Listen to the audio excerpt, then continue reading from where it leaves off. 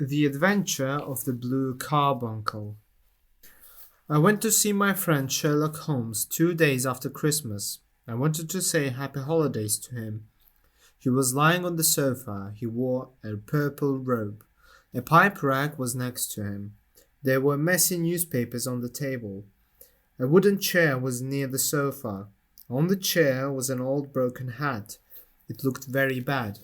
A lens and a small tool were on the chair. It looked like Holmes was looking at the hat carefully. "You are busy," I said. "Maybe I'm stopping your work." "No, not at all," Holmes said. "I'm happy you are here. I want to talk about my work. It is not very important," he pointed to the hat, "but it is still interesting. It can teach us something." I sat in his chair. I put my hands near the warm fire. It was very cold outside. The windows had ice on them. "This old hat," I said, "must be part of a crime. Maybe it will help you find out the truth and catch someone bad." "No, no, no crime," Holmes said and laughed. "It is just a small funny thing. When many people live close together, strange things happen. Many problems can come, and they are not always about crime. We have seen this before." "Yes," I said. "In the last 6 stories I wrote about, 3 had no crime in them." "Exactly," Holmes said. "You are talking about the case with Irene Adler, the one with Miss Mary Sutherland, and the story about the man with the twisted lip. This hat will be like those. Do you know Peterson, the man who works as a doorman?" "Yes," I said. "This hat is his," Holmes said. "It is Peterson's hat," I said. "No, no, the hat is not his. He found it. We don't know who it belongs to. Please do not see it as just an old hat. It is a puzzle for the mind. First, how did it come here? It came on Christmas morning with a big goose. I think the goose is now cooking at Peterson's home. Here is what happened. At 4 in the morning, Peterson was walking home. He had been at a small party. He was walking on Tottenham Court Road. In front of him, under the streetlight, he saw a tall man. The man was walking a little strangely. He was carrying a white goose on his shoulder. When the man got to Goodge Street, some rough men started a fight with him. One of them hit the man's hat off. The man lifted his stick to protect himself, but he broke a shop window by mistake. Peterson ran to help him, but the man saw someone in a uniform and got scared. He dropped the goose and ran away into the small streets. The rough men also ran away, so Peterson was left alone with the hat and the goose. He gave them back to the man, right? My friend, that is a problem. A small card on the goose's leg said, "For Mrs. Henry Baker." Also, the letters HB are inside the hat, but there are many people named Baker, and many of them are Henry Baker. We don't know which one is the right man. What did Peterson do then? He brought the hat and the goose to me on Christmas morning. He knows I like small problems. We kept the goose until this morning. Then it started to go bad, so Peterson took it home to cook. Now I still have the hat. It belongs to the man who lost his Christmas dinner. Did Peterson not put an ad in the paper? No. Then how can we know who the man is? We can only guess from what we see. From the hat? Yes. But you must be joking. What can a broken hat tell you? Here is my lens. You know how I work. What can you see about the man who wore this hat? I took the old hat and looked at it. It was just a normal black hat. It was round and very old. The inside was red silk, but the color was faded. There was no name on it, but HB was written inside. There was a hole for an elastic strap, but the strap was gone. The hat was cracked and very dusty. There were some dark spots. Someone tried to cover them with ink. "I see nothing," I said, and gave it back to Holmes. "No, Watson, you see a lot, but you do not think about what you see. You are afraid to make guesses." "Then please tell me what you see in this hat," I said. Holmes picked up the hat and looked at it closely. He looked at it in his usual quiet thinking way. "This hat does not tell much," he said, "but still we can see a few clear things. We can also guess some things. The man is very smart. He had a good life 3 years ago, but now his life is worse. He used to plan ahead, but now he does not. This shows that something bad has changed him. Maybe he drinks too much now. I also think his wife does not love him anymore. My dear Holmes, I said in surprise. But he still has some pride, Holmes went on, not listening to me. He stays at home a lot. He does not exercise. He is middle-aged. His hair is turning grey. He cut his hair a few days ago. He used a special cream on it. These are things we can see from the hat. And also, I think he does not have gaslights in his house. You must be joking, Holmes, I said. No, not at all. Even when I tell you the answers, you don't see how I found them. I'm sorry, but I don't understand. How do you know he is smart? Holmes put the hat on his head. It came down over his nose. His head is very big, Holmes said. A big head means a big brain. What about his money problems? I asked. This hat is 3 years old. The style was new then. It is a very good hat. Look at the fine ribbon and soft inside. If you could buy such a good hat then, but still wears it now, he must not have money now. Yes, that makes sense. But what about the planning and the change in his life? Holmes laughed. Look here, he said, pointing at the small loop for a strap. Shops don't sell hats with this. He asked for it. That means he was careful. He didn't want the wind to blow his hat away, but now the strap is broken. He didn't fix it. That shows he doesn't care anymore. That is a sign of change. But he tried to hide the stains with ink. That shows he still has some pride. Your ideas sound right, I said. Now, look here, Holmes said. He is middle-aged. His hair is grey. He cut it recently. He uses lime cream. I can tell all this from the inside of the hat. There are many short hairs cut by scissors. They are sticky. The smell of cream is strong. The dust is brown and soft. It is house dust, not street dust. That means the hat was kept indoors. Also, there are sweat marks inside. He sweats a lot, so he's not in good shape. But his wife, you said she doesn't love him anymore. This hat is very dusty. It has not been cleaned for weeks. If I see you, Watson, with so much dust on your hat, and your wife lets you go out like that, I will think your wife has stopped loving you too. But maybe the man is not married, I said. No, he was bringing the goose home to make peace with his wife. Remember the card on the bird's leg? You always have an answer, but how do you know he has no gas in his house? 1 or 2 wax stains could happen by chance, but I see 5. That means the man often touches burning wax. Maybe he walks upstairs at night with a candle in one hand and his hat in the other. He never got these stains from the gaslights. Do you agree? Well, that is clever, I said, laughing. But since there was no crime and only a lost goose, this seems a little too much work. Holmes was about to answer when the door opened fast. Peterson, the doorman, came in. His cheeks were red and his face looked shocked. The goose, Mr. Holmes, the goose, he said out of breath. What about it? Did it come back to life and fly out the kitchen window? Holmes turned to look at Peterson's excited face. Look, sir, look what my wife found inside it. Peterson showed his hand. In his palms was a small, bright blue stone. It was smaller than a bean, but shone like a tiny light in the dark. Holmes sat up and whistled. Wow, Peterson, this is a real treasure. Do you know what you have? A diamond, sir, a precious stone. It cuts glass like soft clay. It is more than just a precious stone. It is the precious stone. Not the Countess of Morcar's blue carbuncle, I said quickly. Yes, exactly. I know its size and shape because I have read about it every day in the Times. It is one of a kind. Its price is a secret, but the reward of £1,000 is much less than its true value.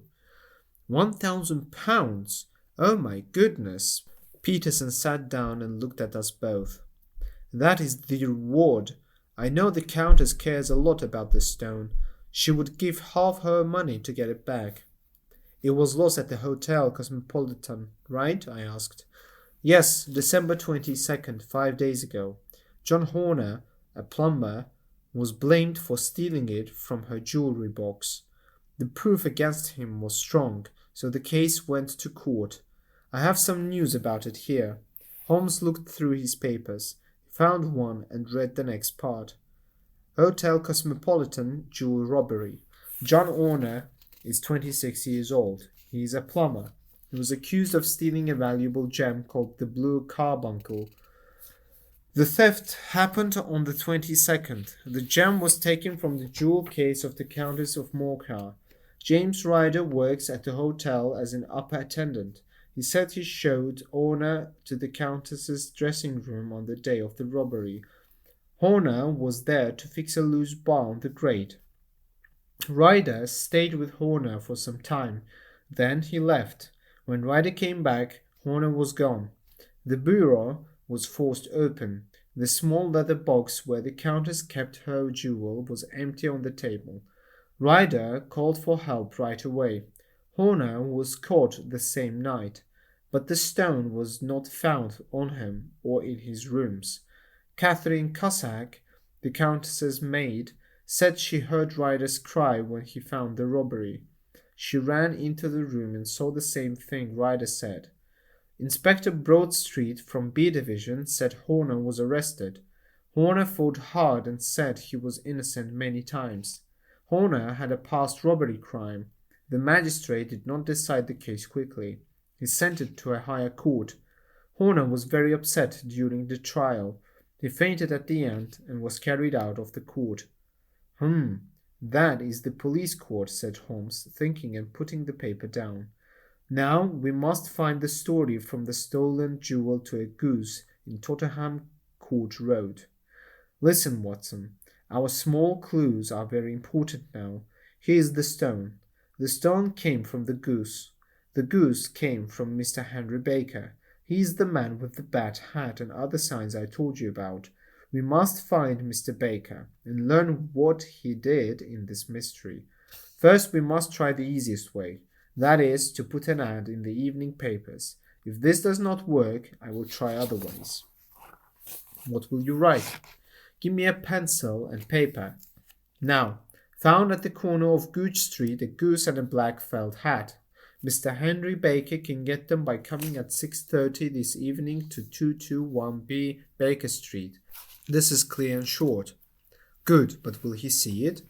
Yes, he will watch the papers. The loss was big for a poor man. He was scared when he broke the window and when Peterson came. He only thought of running away. But now he must feel bad for dropping the bird.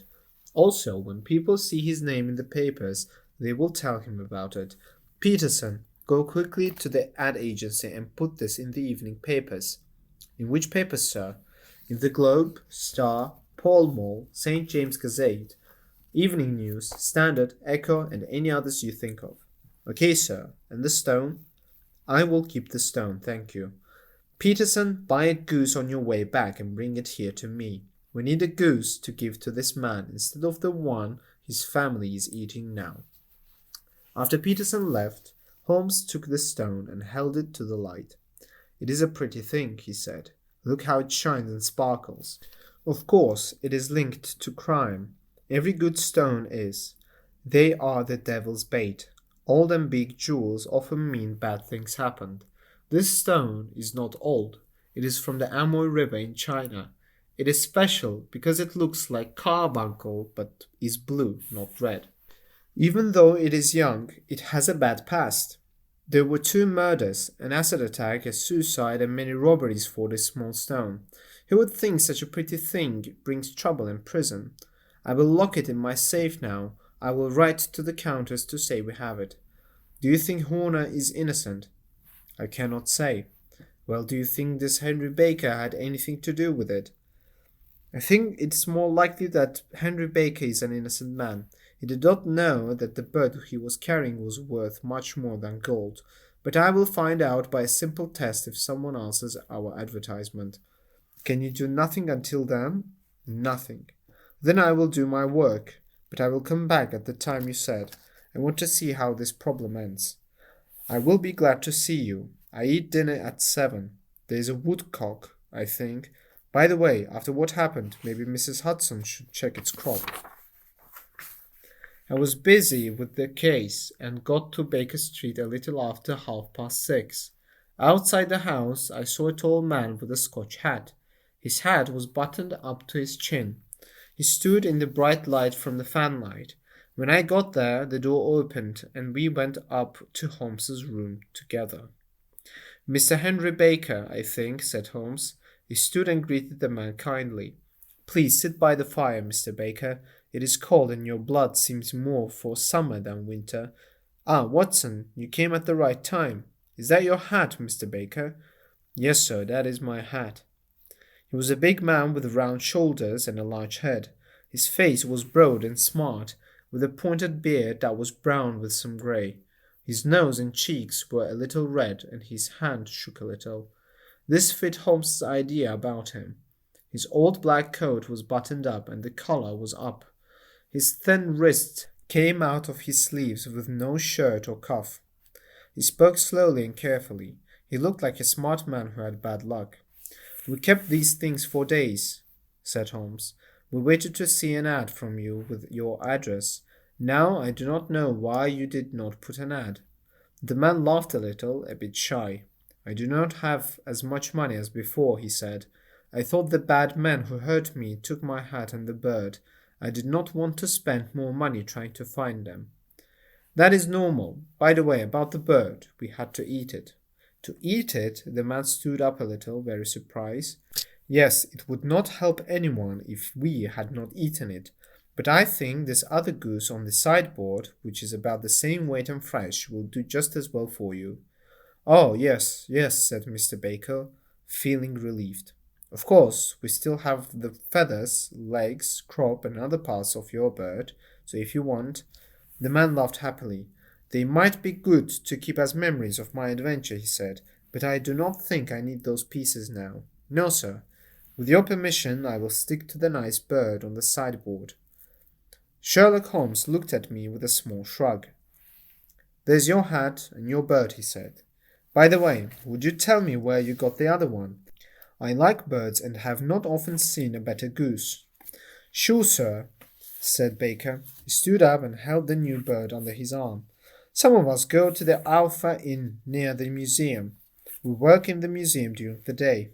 This year, our good host, Mr. Windigate, made a goose club. For a few pence a week, each of us was to get a bird at Christmas. I paid my pence, and now you know the rest. I thank you, sir, for the Scotch bonnet does not suit my age or my style." He bowed in a funny, serious way to both of us and then left. "So much for Mr. Henry Baker," said Holmes after closing the door. "It is clear he knows nothing about the matter. Are you hungry, Watson?" "Not really." "Then let's change our dinner to supper and follow this clue while it is fresh." "Yes, let's." It was cold night. We put on our long coats and wrapped scarves around our necks. Outside, the stars shone cold in a clear sky. People's breath made smoke like little pistol shots. Our steps made loud sounds as we walked fast through the Doctor's streets, Wimpole Street, Harley Street, and then Wigmore Street to Oxford Street. In 15 minutes we reached Bloomsbury at the Alpha Inn, a small pub at a corner near Holborn. Holmes opened the private bar door and asked the red-faced landlord in a white apron for 2 beers. "Your beer must be good if your geese are as good," said Holmes. "My geese?" The man looked surprised. "Yes, I just spoke to Mr. Henry Baker, who is in your goose club." "Oh, yes, but those are not our geese." "Really? Whose are they then?" "Well, I bought the 2 dozen from a salesman in Covent Garden." "I see. Do you know his name?" "Breckenridge." "I don't know him." "Well, cheers to you and your house. Good night." "Now to find Mr. Breckenridge," said Holmes as we left into the cold. "Remember, Watson, at one end we have a simple goose, but at the other a man who will get 7 years in prison unless we prove he is innocent. Maybe we will only prove he is guilty, but now we have a clue the police missed. A strange chance gave it to us. Let's follow it to the end. Head south and quick." We crossed Holborn, down Endell Street, and through Poor Street to Covent Garden Market. One large stall had the name Breckenridge on it. The owner was a horsey-looking man with a sharp face and neat side whiskers. He was helping a boy close the shutters. "Good evening. It is cold," said Holmes. The salesman nodded and looked at Holmes with a question. "Out of geese, I see," said Holmes, pointing at the empty marble tables. "I can have 500 tomorrow morning," said the man. "That is no good." "Well, there are some on the stall with the gaslight. But I was told to come to you." "By whom?" "The landlord of the Alpha." "Oh, yes, I sent him a couple dozen. Fine birds they were too. Where did you get them from?" The salesman got angry. "Now then, mister," he said, with his head to one side and hands on hips, "what do you want? Be clear." "It is clear enough. I want to know who sold you the geese you gave to the Alpha." "Well, I won't tell you. That's all." "Oh, it's not important. I don't know why you are so angry about a small thing." "Angry? You would be angry too if you had so many questions. When I pay good money for good things, that should be the end. But it's where are these geese, and who did you sell these geese to, and what price for these geese? One would think these are the only geese in the world, and the way people make a fuss." "Well, I don't know anyone else asking questions," said Holmes lightly. "If you won't tell us, then no bet. But I'm ready to bet £5 that the bird I ate was country bred." "Well then, you lose your £5, for it is town bred," said the salesman sharply. "Not true. I say it is." "I don't believe it." "Do you think you know more about birds than me, who have handled them since I was a boy? All those birds to the Alpha were town bred. You will never make me believe that. Will you bet?" "It's just giving you money because I know I'm right, but I'll bet £1 just to teach you not to be stubborn." The salesman smiled darkly. "Bring me the books, Bill," he said. A small boy brought the books, a thin one and a big thick one. The man put them under the lamp. "Now then, Mr. Sure of yourself," said the salesman. "I thought I was out of geese, but before I finish you will see there is one left here. See this little book?" "Yes." "That is the list of people I buy from. See? This page has country sellers, and the numbers show their accounts in the big book.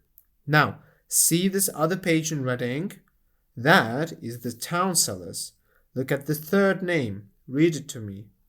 "Mrs. Oakshott, 117 Brixton Road, 249, read Holmes.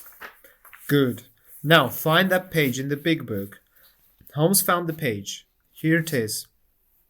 "Mrs. Oakshott, 117 Brixton Road, eggs and poultry supplier." What is the last note? "December 22nd, 24 geese at 7 shillings and 6 pence. Right, and below?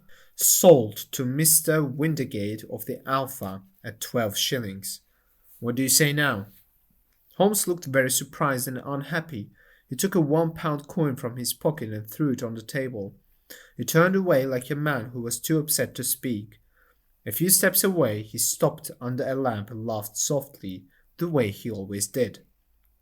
"When you see a man with side whiskers like that, and the pink paper in his pocket, you can always beat him at a bet," he said.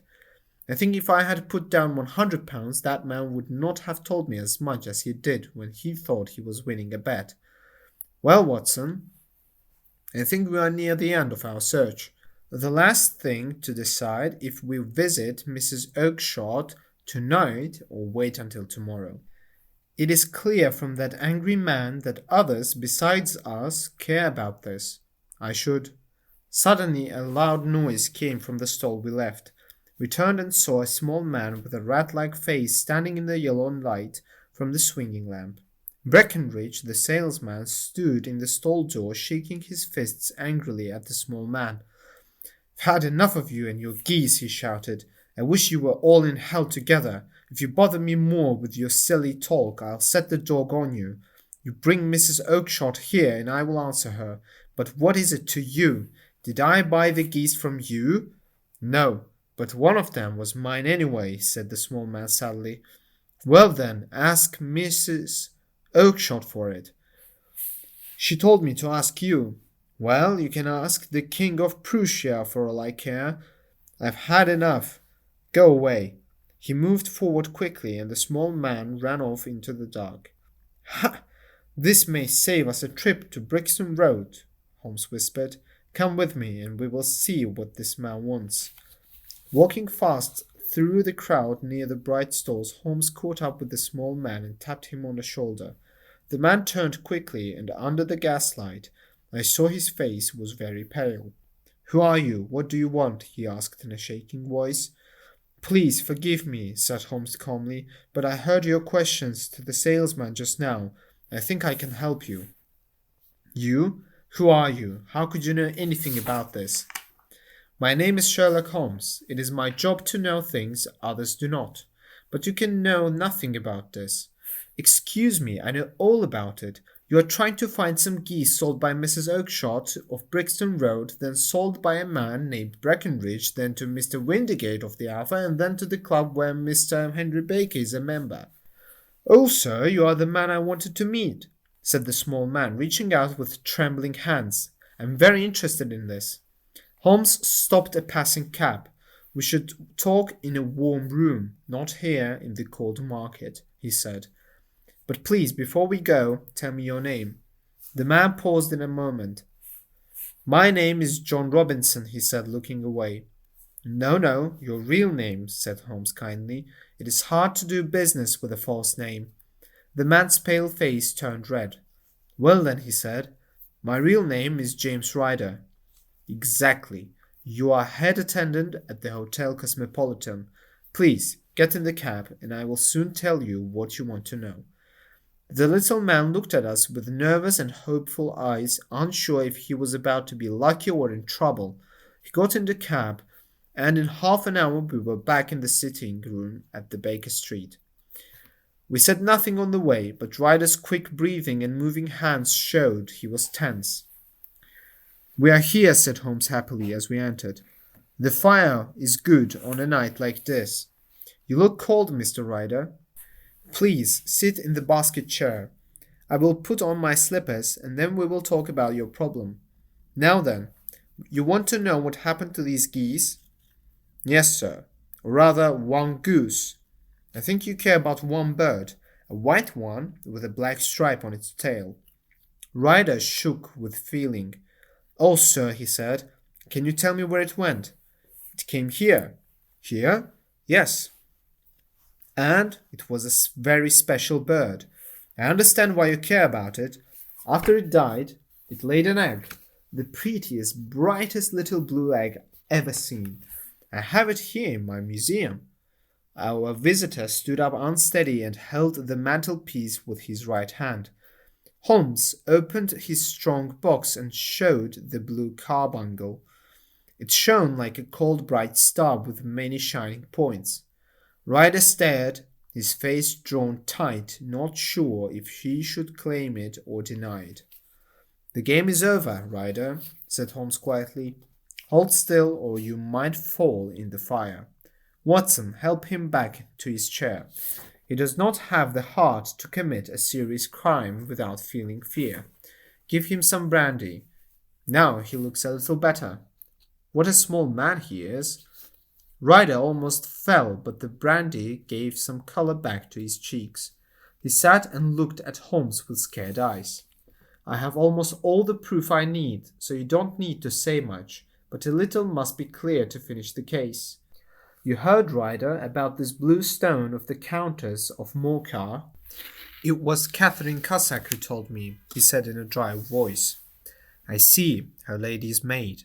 The chance for easy money was too much for you, as it is for many men, but you did not care how you got it.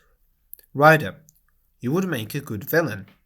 You knew Horner, the plumber, had been in trouble before and would be an easy suspect. So you and Cossack made a small job in the lady's room to get Horner called there. When he left, you took the jewel, made the alarm, and had Horner arrested. Then you, Ryder suddenly fell on the rug and grabbed Holmes' knees. "Please have mercy," he cried. "Think of my father and mother. It will break their hearts. I never did wrong before. I will not again. I swear it on the Bible. Please don't take this to court." "Get back in your chair," said Holmes sternly. "It is easy to be sorry now, but you did not care about poor Horner, who knew nothing.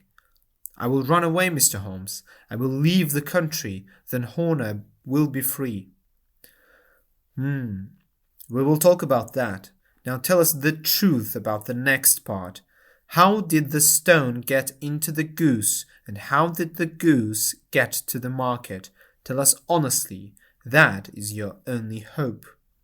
Ryder licked his dry lips. "I will tell you exactly what happened. After Horner was arrested, I thought it best to get away with the stone quickly. I did not know when the police might search me or my room.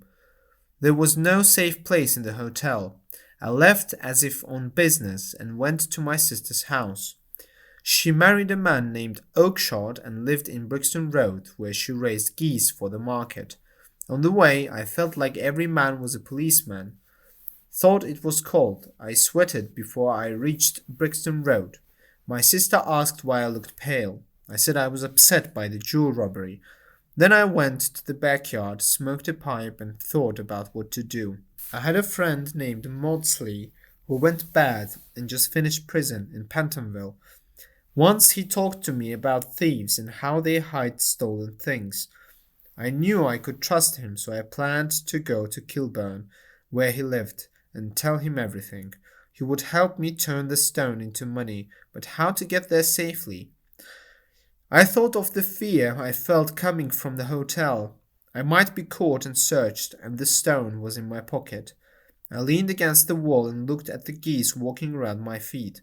Then I had an idea that could trick the best detective alive. My sister had told me weeks ago that I could choose a goose for Christmas. I knew she would keep her word. I would take a goose now and hide the stone inside it on the way to Kilburn. There was a small shed in the yard, and I put one big white goose with a black striped tail inside. I caught it, opened its bill, and pushed the stone down its throat as far as I could. The goose swallowed, and I felt the stone go down into its crop. But the bird flapped and struggled, and my sister came out to see what was wrong. When I turned to talk to her, the goose flew off among the others. "What were you doing with that bird, Jem?" she said. "Well," I said, "you said you would give me one for Christmas, and I was feeling which one was the fattest." "Oh," she said, "we have set yours aside for you, Jem's bird, we call it. It is the big white one over there. There are 26 geese. One is for you, one is for us, and 2 dozen for the market." "Thank you, Maggie," I said. "But if it's okay with you, I want the one I was holding just now." "The other is about 3 pounds heavier," she said, "and we fattened it just for you." "Never mind, I want the other one, and I will take it now," I said. "Oh, as you like," she said, a little annoyed. "Which one do you want? That white one with the bar tail?" "Right in the middle of the group." "Oh, very well. Kill it and take it with you." Well, I did what she said, Mr. Holmes, and I carried the bird all the way to Kilburn. I told my friend what I did because he was someone I could trust. He laughed until he choked. Then we got a knife and opened the goose. My heart sank because the stone was not there. I knew something had gone wrong. I left the bird and ran back to my sister's house. I hurried into the backyard. There was no bird to be seen. "Where are all the birds, Maggie?" I asked. "They have gone to the dealers, Jem." "Which dealers?" "Breckenridge of Covent Garden." "Was there another bird with a barred tail?" I asked. "The same as the one I chose?" "Yes, Jem. There were 2 barred-tailed birds, and I could not tell them apart." Well, then I understood everything. I ran as fast as I could to the man Breckenridge, but he had sold all the birds right away. He would not tell me where they went. You heard him tonight. He always answers me like that. My sister thinks I'm going mad. Sometimes I think so too. And now I am a marked thief. without ever touching the money I sold my name for. God help me, God help me. He started to cry hard, hiding his face in his hands. There was a long silence. Only his heavy breathing and Holmes' finger taps on the table could be heard. Then my friend stood and opened the door. "Get out," he said. "What, sir? Oh, God bless you." No more words. Get out. No more words were needed. There was a rush, the noise of footsteps on the stairs, the bang of the door, and the quick running steps on the street. "After all, Watson," said Holmes, picking up his pipe, "I'm not working for the police to fix their mistakes. If Horner was in danger, it would be different. But this man will not say anything against him and the case will fall apart. Maybe I am letting a criminal go free, but maybe I am saving a person's soul. This man will not do wrong again. He's too scared. If you send him to jail now, he will be a prisoner for life. Besides, it is the season of forgiveness. Chance gives us strange and funny problem, and solving it is its own reward. If you please, doctor, ring the bell. We will start another case, which will also have a bird as the main part."